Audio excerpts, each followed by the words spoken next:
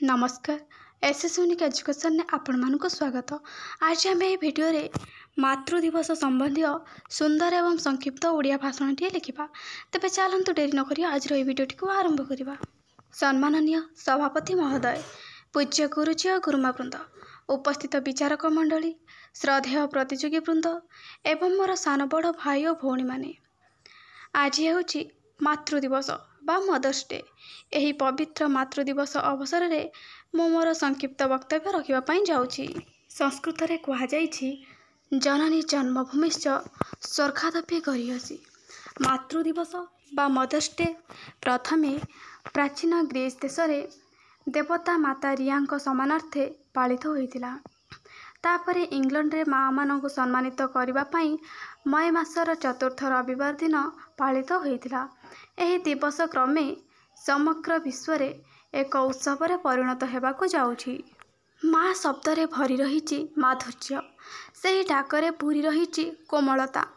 माँ संतान पई जहा करे तार ऋण संतान पक्षरे सुझिबा बहुत कष्टकर। तार सेवा त्याग सहनशीलता रे कौनसी कामना न थाए। मातृत्वर आवेदन सार्वजनीन। जाति भाषा संस्कृति आदिर ऊर्ध्वरे माँ निकटरे निज संतान मानक मध्यरे कौनसी पार्थक्य न थाए। हृदय खोली स्नेह सराग आशीर्वाद झराई देवा जेपरि तार कर्तव्य, सेथिरे ही पूरी उठे तार मातृत्व। गांधारी सर्वदा सर्वकाल रे समस्तंकर नमस्य। तांको पई कौरव और पांडव समान थिले। समस्तंको से समान दृष्टि देखुथिले। से निज उद्धत पुओ मानकर आशीष कामना न करी बरम निर्यातित पांडुपुत्र मानंकु आशीष प्रदान करिथिले। एवं आहुरी मध्य कहिथिले, अक्षय हेउ पुण्य जगते धर्मर हेउ जय। एथिरु तांको मातृ हृदयर विशालता जଣା पड़े। तांको मध्यरे संकीर्ण भाव नथिला। मातृपूजार परंपरा पाश्चात्य देश रे केवल नुहे, आम देश रे मध्य प्राचीन कालरू प्रचलित हेई आसुची। वेदरे मध्य लेखा अछि मातृदेव भव। मार आशीर्वाद रे असाध्य मध्य साध्य होइथाए। मात्र एही मातृजाति आज असहाय तथा निर्यातिता।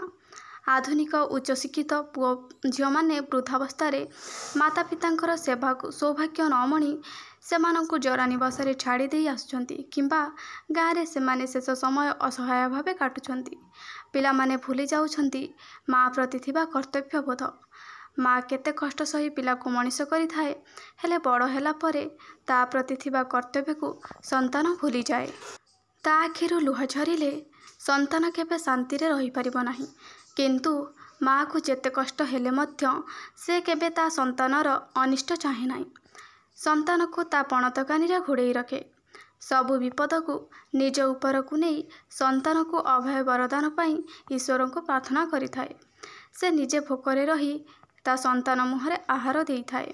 से जन्मदात्री करुणामयी ममतार सागर। तार कोल वैकुंठ, तार ममता अमृत। से अमृत पान कले संतान हुए विश्वविजयी। ओडिया रे कहुଯାଇଛି, माँ परि मोर किए से हेब, नाना गीत गाई खुआई देव। कोले धरिब गेल करिब, मो आखिरे लुह जकेई आसिले काख करी मते हसेई देव। माँ परि मोर किए से हेब। मु एति कही मोर वक्तव्य समाप्त करूछि। जय हिंद। आशा करछि वीडियोटी आपण मानको भल लागिथिबो। तबे वीडियोटी को लाइक एवं शेयर कर देबे। चैनल रे नुआ थिले चैनल को सब्सक्राइब करके ऑल नोटिफिकेशन को ऑन कर देबे। धन्यवाद।